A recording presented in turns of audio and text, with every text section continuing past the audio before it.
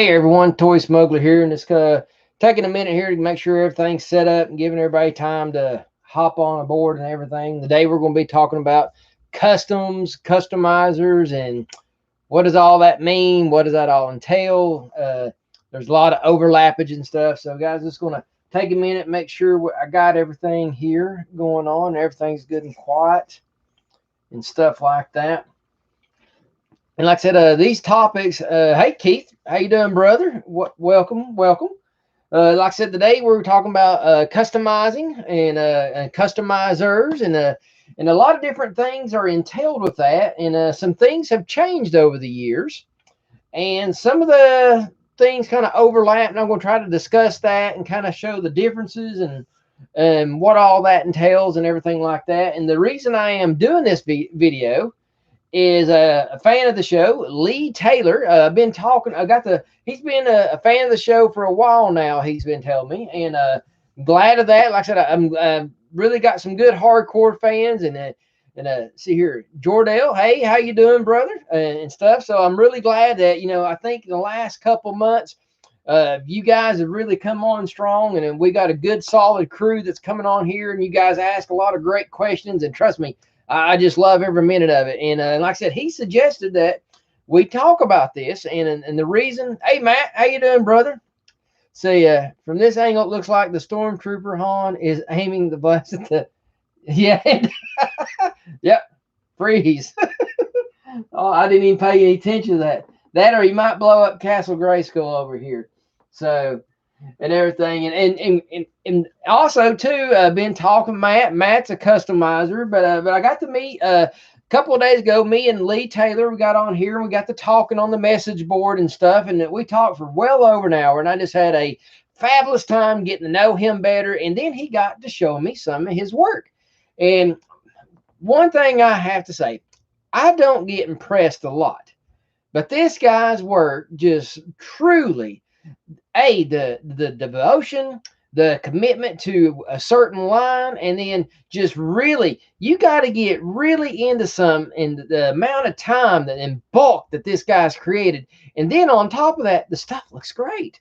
So, I mean, what else can you say? I mean, there's just certain things, no matter who you are, you just got to appreciate. And I hope I'm going to try to pull a couple. I picked a few cool things out here, and I'm hoping this white background, I'm hoping I blow them up, they should look a little bit better. Bam. Like I said, guys might not be able to see this too great, but anyway, this guy has created his own world of Planet of the Apes, and I have to say, I am just jealous. I mean, it is just amazing. There's another shot in here, and he's even got right here, he's even flocked an ape. Man, I've not heard of that. So awesome job in doing the custom clothing on Peter Burke here. Just excellent thinking and creativity on how to staying within the subject matter and just slightly embellishing it and stuff like that. And this, like I said, I love the brag on you guys. And like I said, this shot does not do it justice, but this guy's card art, wow. It is so good. I'm actually asking him to buy a digital copy of it. That's how good. Because I just honestly, as much as I love and I would like to card a couple of my apes and stuff like that, I've been so busy lately. I just really hadn't had time to really get in there and make up my own. And like I said, and Lee has just done such a fabulous job. Sometimes you just gotta, do the right thing and buy something off somebody else just because they done that good. And like I said, I love bragging on you guys, and some of your, like I said, Matt has showed me so many great things lately, and man, I just love seeing you guys. And a lot of times, you guys ask me questions on how to do things, and like I said, I've seen Matt within the last 6 to 8 months just really popping out some really cool stuff. And then I meet Lee here, and he's coming here and showing me all this cool Planet of the Apes stuff, which I'm really into right now, and just completely and totally impressed. Hey, okay, I see the name now. So, hey, brother, talking about your stuff here. Yep, brother, I'm talking about you, man. I'm bragging on you a little bit. Like I said, I was telling everybody that how I got to meet you the other night. We got to talk and everything about how completely impressed I was of your work and how really, it's inspired me. Like I said, I don't, everybody thinks I get to customize a lot, and I really don't have a lot of time, because where I do the toy design, I do movie posters, I write scripts, I direct some movies here and there. So I'm extremely busy with something all the time. So unfortunately, I get these small little windows to customize, and usually I find myself elbow deep in designing a play set. And my wife keeps getting on to me, "You're running out of room. Quit making play sets." And I have to agree with her. So the only play sets I got coming up soon is, like I said, my Planet Apes. And I got 3 small little places. I already got predestined a home for them. So I got myself in a corner here. And like I said, and Lee has just done such an amazing job. You guys need to go to his Facebook. And look, he's even made, I think, from the 4th or 5th movie, I can't remember. I think it's, man, these slave apes and everything, they never made this. And that's one of the things I'm going to be talking about this, and how people, how customizing came about and everything. And just, guys, you got to go to Lee Taylor's Facebook. Just done amazing. And look at the Taylor with the custom box. I mean, guys, this is just good old school designing right here. And I just love seeing that, and I love to see, and I really think this is really going to be a big comeback, if you know what I'm saying. And like I said, I'm really looking forward to this and stuff like that. Oh, and I forgot this, a couple more pictures here, and we'll go on with the subject. And then, like I said, just really cool here with the Dr. Ape. Looks like he's getting ready to butcher on somebody. Just so creative. And here's where I got extra jealous, is seeing this awesome tree house, the fortress, and oh, I mean, this stuff is so difficult to find. And guys, I wanted to show this face sculpt that Lee did. Man, quality right there. That's just straight up getting your hands dirty and just doing some great artwork. And that just totally excites me. And Taylor, man, 2 thumbs up, man. Awesome job.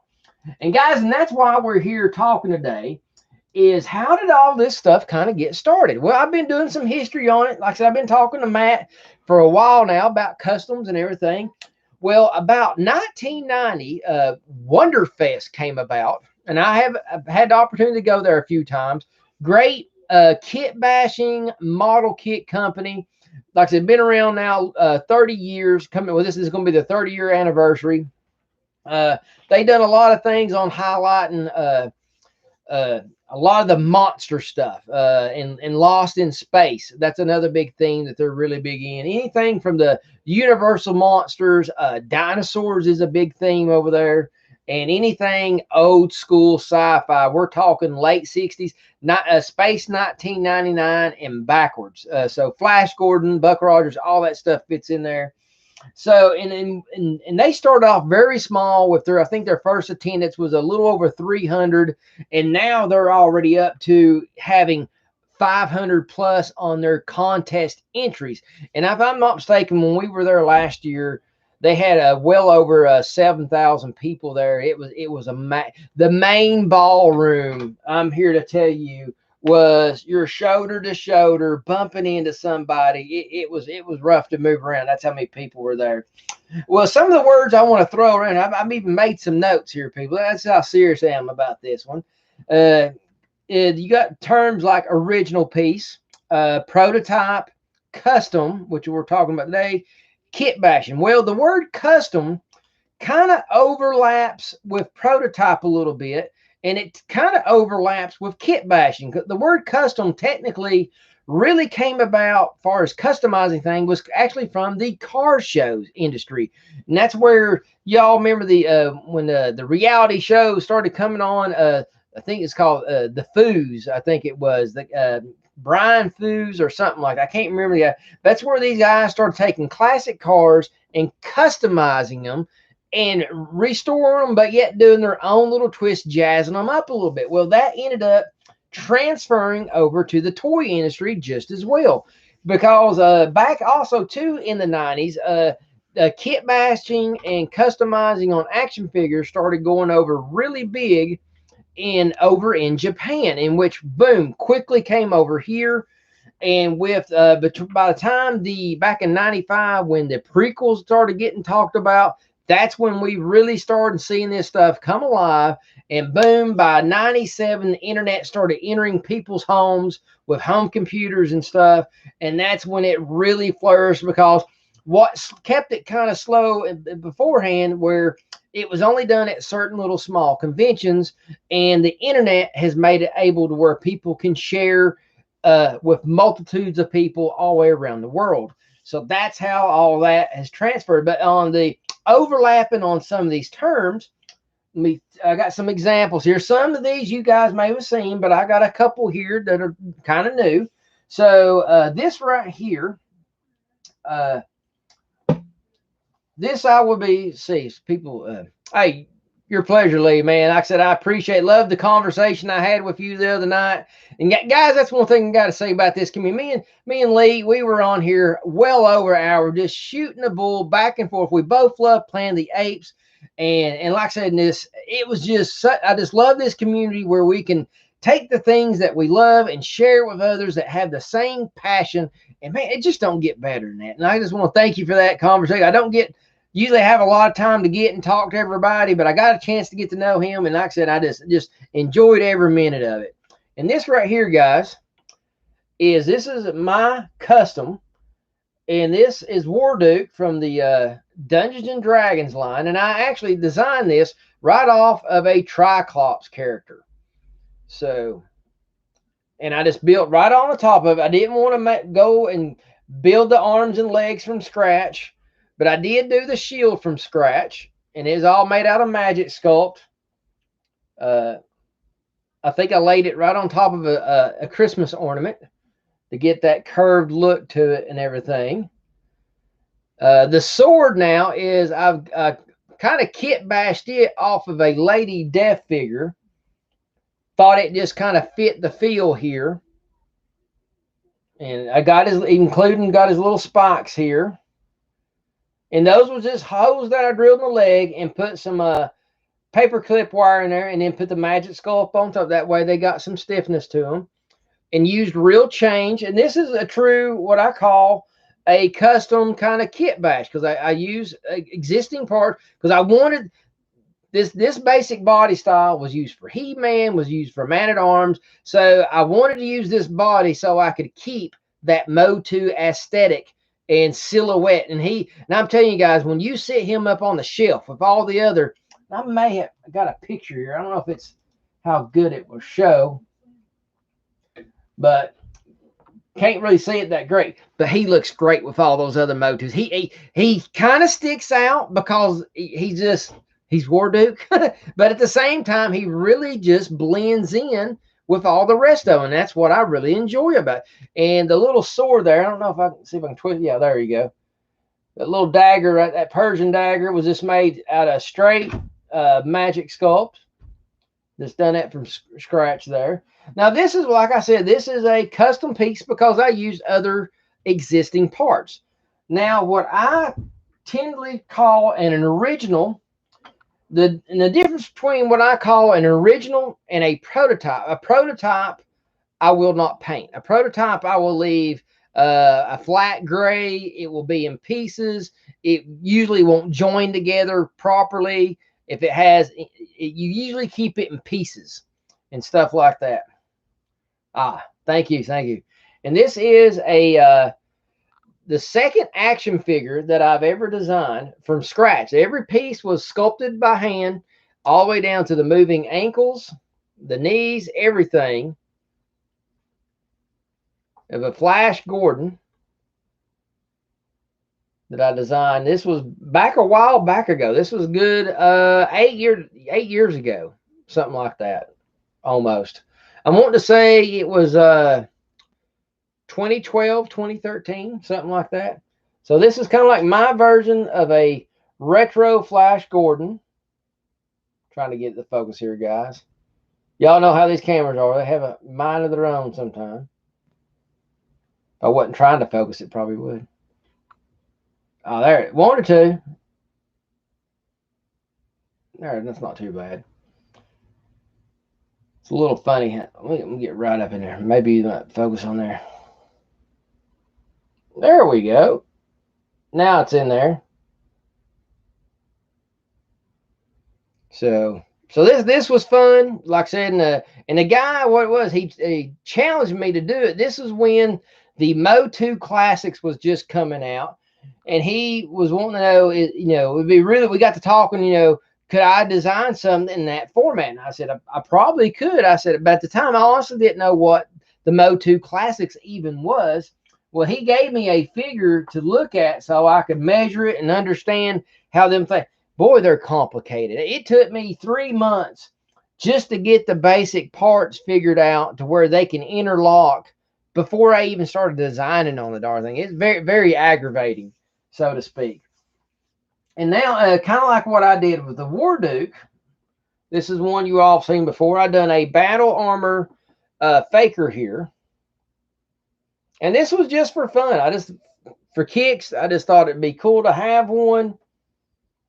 You know, Faker's one of my favorite characters, and I found this really nice metallic orange. Actually, this is actually nail polish.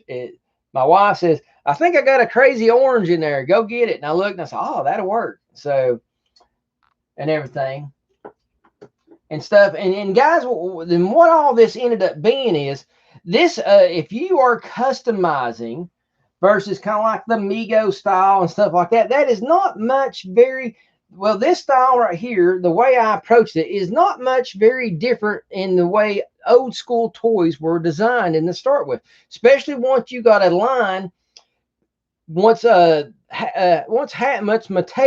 designed that first raw pieces, what body style they's going to go with, boom, the way I put the decrements on this figure of Warduke is no difference in how they approach Man-at-Arms, Triclops, same way. It's the same process. You start with a basic body design, make a mold of that. You got your raw pieces, then you start designing on top of that so you can keep reusing that same body style. So, and the only thing difference that they did was they left the body alone and designed like all this stuff where I had sculpted on here. They made it as a separate piece, separate molds out of that number 2 plastic. And that's mostly like any of the harnesses and stuff like that were all made out of number 2 plastic, which is the exact same plastic that your milk jug lids and most of your medicine bottle lids are made out of. The Wondar. Oh yeah, everybody loves the Wondar. Thank you. How you doing this evening, Alpha? Good seeing you out here. But yeah, here's the Wondar and the Battle Panther. Really enjoyed doing this piece because I'm here to tell you there ain't no way in hell I'm going to pay $800 for one of them. Not happening. Just not going to do it. If I accidentally come across one in the wild and get it, you know, for a normal price, fine. If not, I can make these all day long. So, nah, don't need that. And that's the thing, guys. It don't take a whole lot of effort and a whole lot of artistic talent to design one of these guys. It really don't. You take a Fisto character and some brown paint and, you know, and a steady hand. Take your time. And, you know, some old Zodak armor from the battle pack. And this axe and shield. Now, I did custom make that. I had I made a mold of a He-Man shield, and then I poured wax in there and redesigned it to make it look like wood grain on the inside of it. So I did that different, and then I ended up casting my own axes out of black plastic. So I just thought it would go across a little bit better. So, and then as you can see, this armor on Battle Cat has a little bit of a shadowing going on, and that is my same black oil paint treatment like I did on the Yoda play set. No different. So, same approach. Yeah, there's no reason to pay $800 for one when you can make one. You can find Fistos for $5, people. $5, and get you a Prince Adam. There's another $5, $10, and a little bit of paint from Walmart. Less than $15, you can make your own, and on a Saturday afternoon, folks. So it's it. And if you Need some tips and tricks on how to do that? Shoot me an email. I will walk you through it. It's no big deal. And then what I did here, this is another, I'm actually going to call this one a kit bash. This is an actual real General Ursus head from the original Planet of the Apes. And what I ended up doing was I bought from a guy, I've been buying Planet of the Apes from him like crazy. His name's Jeff. And I bought another ape soldier from him. And because he actually wore the same outfit as an ape soldier, but he had the same general's bandolier and knife, just like General Urko. The only thing difference was, but his ape had these odd colored pants, which I didn't care because I thought this helped him. I didn't like that he had the exact same color outfit as a regular soldier. It didn't, just this bandolier just didn't really set him apart. But I think these slightly off shade colored pants kind of upscales him a little bit, makes him stick out. When you have 4 soldiers behind him, makes him stick out a little bit more. So I didn't care. So like I said, this is original ape body, original Ursus head. This is original, I guess what you call shirt. Original pants. I don't know. No, I think these are just the gray pants. And I bought the classic TV Toys boots. This is the same boots he's supposed to have anyway. Boom, put him together. I'm extremely pleased with this. They can't complain. He looks great on shelf. Looks great with the other soldiers. He blends in, but yet pops out just enough to set him apart from the rest, which he should be. He's a general. So, and this is, guys, this is where you can get in there. This what makes it fun, other than just buying something from yourself, is being able to find something, but find a part here, find a part there, and put something together and save something, create something, put your own little unique touch to it. And it don't take much. Like I said, just allowing these pants to be different and getting different pieces. Boom, I got a nice little figure here. I'm happy with it. And and you do what makes you happy. And then don't let anybody, oh, that's not original pieces from the 1974. Who cares? It is yours. Perfect reason. See this bandolier right here with a knife? About $40 on eBay if you get one from 1974. This and this together, I think all there is like $6 or $7 from Classic TV Toys. Let's see, $7, $35, $40. Don't take an idiot to figure out which one's a better deal.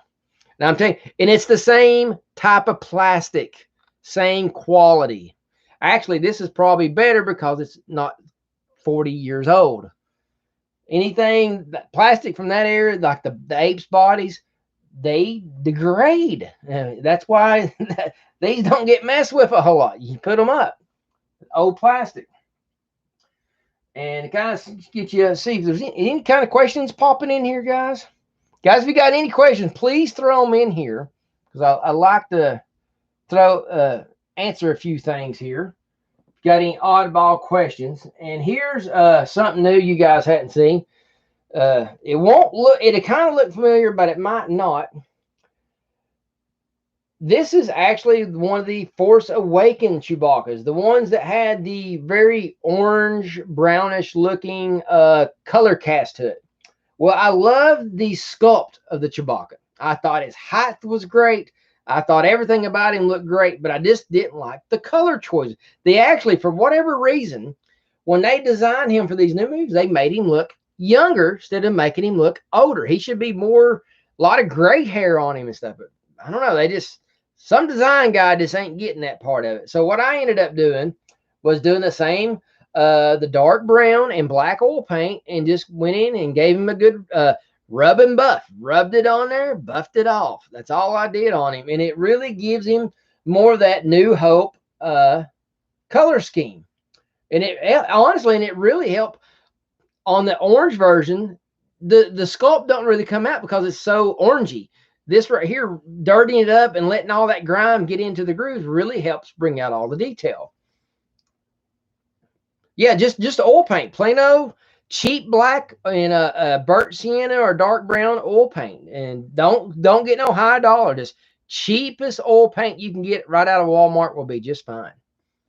And all you do is get it on your brush, rub it on us. Just do one section at a time. Put it on, Get an old sock, wipe it off, take off the top layer.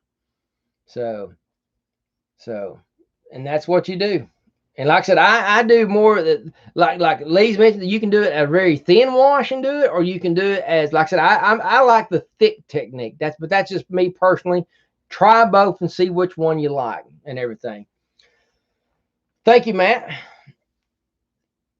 See, look, the fakest he's ever looked. Yeah, I don't know. I wish they would have made him look, have a little bit more gray hair and everything.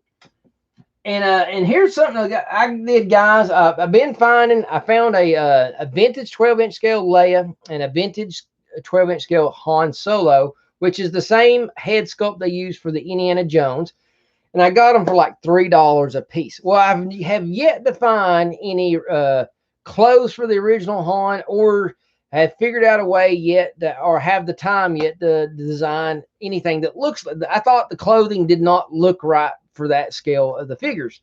So what I ended up doing is taking one of the 95 figures. Them things have dropped in value so bad. And at Battlegrounds, we had one, the box was badly damaged, but the figure inside was perfectly fine. So what I ended up doing was took the vintage 12-inch Han Solo and put the 95 version clothes on him, just so I can finally put the dang gum thing on my shelf with the rest of my vintage one. Is he perfect? But here's the cool thing. What I like about this figure, these 95 version clothes has a certain cheesiness about them, which really kind of goes with the cheesy 70s look that these guys kind of have. So these clothes really kind of accent well with the vintage 12-inch scale figures. See, you do the thick and wipe too. Yeah, like I said, different things. Like I said, try both, see which one you like. A lot of people really like the really watery kind. And to me, it's kind of messy and it's kind of Alva Crow. With the thicker version, you can be more direct where you want it, and where you can, if you want a darker patch or a more brown patch, you can be a little bit more precise. And like I said, it's messy anyway, but it's not running all over the place. So.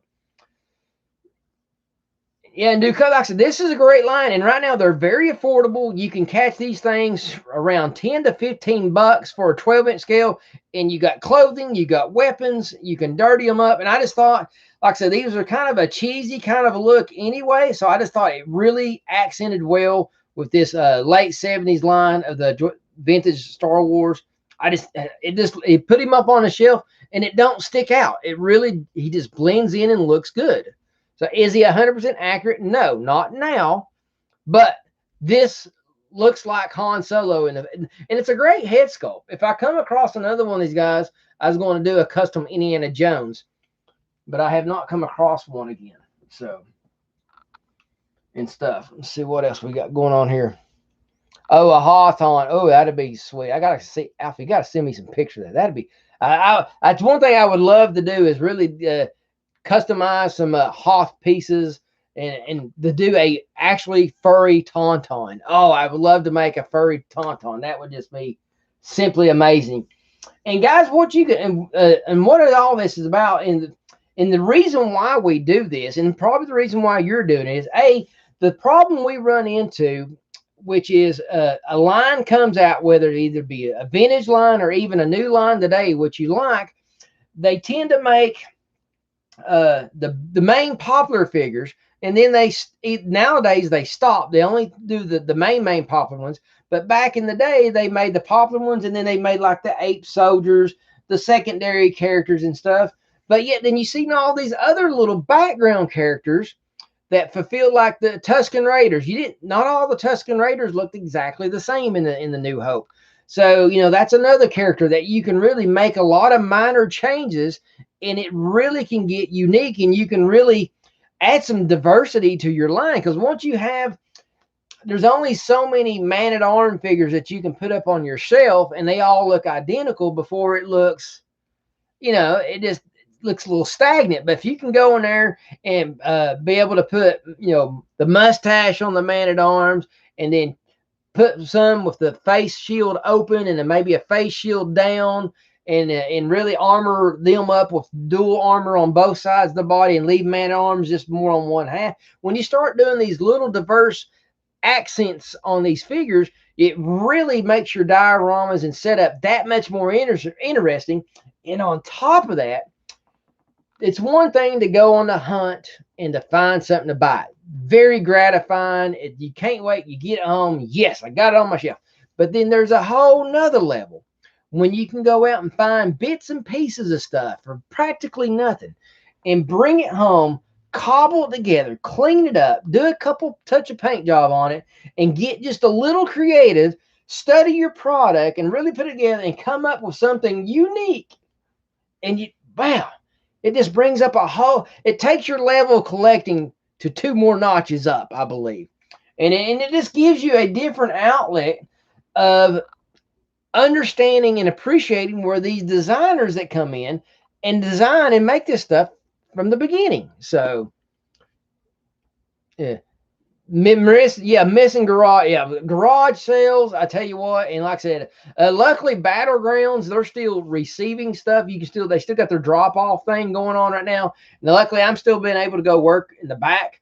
So, but I still miss the flea markets because one of the best things I was at a flea market once, and I think I told this story, but I'll make it short and sweet. But here's this old lady. She has this sandwich bag, just a regular sandwich Ziploc bag, full of these rubber snakes and crickets and junk. Then inside the bag, behind all the rubber snakes and everything, was a MOTU Zodak. And the bag said $1. Bam. To get one of your favorite MOTU figures, even though he didn't have none of the accessories, he was dirty, but for $1. I couldn't say no. So I rescued him, cleaned him up, and he's proudly sitting on my shelf. So El Rodimus, all right, brother. Glad you can make it this evening. See here. See, Hasbro 12-inch figure heads and clothes and put them on the G.I. Joe bodies. Better articulation. Excellent choice. Repainted the faces and made them look great. Yeah, excellent thing. And you can really take these heads. I wouldn't recommend it on a vintage one, even though I did do the touch-ups and stuff. But you can take one of them 12-inch and add a little bit more color to their face. Because normally when they make these things, they make them out of that one color plastic. Boom, they're done. Paint the eyes, eyebrows. They don't put a lot of effort into painting these faces. So coming in and adding a touch of shadows and the speckle fleck where you can get in and really speckle some of the reddish browns in there and really get that tone of the cheeks in. It's those minor little, and then what I like to do is to turn them upside down, take that brown, I like to get fusion brown and mist it up in the air and let the brown very lightly mist this way, undershadow. Then I turn it this way and take a light brown, do a mist and let it fall this way on the head. And then what that does is put a natural dark shadow underneath everything and a light little highlight on top. And you just let it sit overnight and you'd be amazing what a little mist below and a little mist from above. What crazy trick, but it works wonders. It really does. But I tell you, painting 12-inch scale heads, painting this scale or 6-inch scale heads, oh my gosh. Lee, tell them, painting this size head, it will drive you crazy. It will drive you totally crazy. See here. Old school scanner.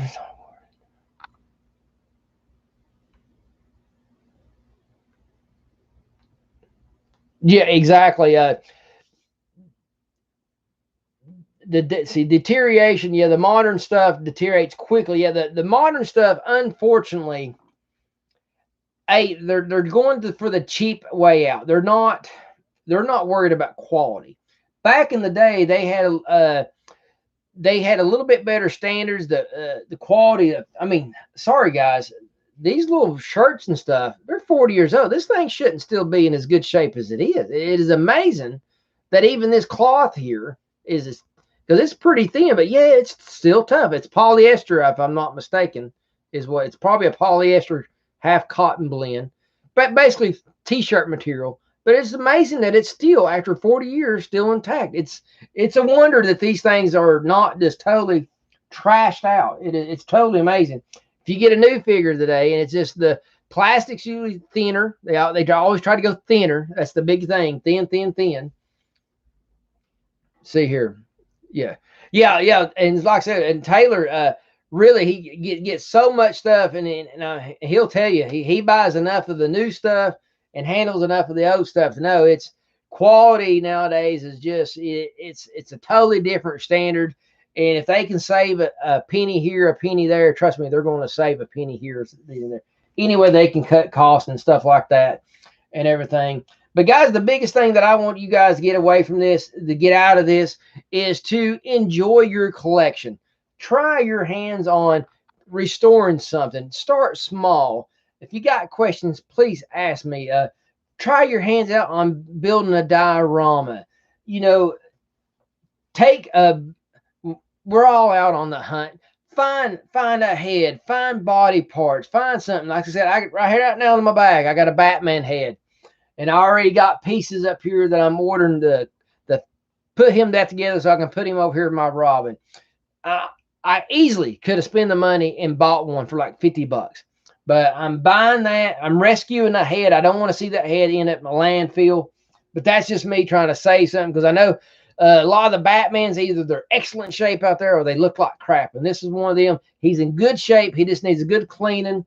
And like I said, he just needs everything else to be put together. Boom, Batman's going to be riding again and stuff. Guys, just take your passion, pick something, take your time, and just get a little creative. Look at the movies and the TV shows that came from. Look in the background. Just really dive into the history of the product. And even like me and like Taylor does, we go in and design these different card backs. Like I said, if you got extras or something, try your hands on designing a card back. If you got a decent computer with a decent paint program, any kind of Photoshop would do.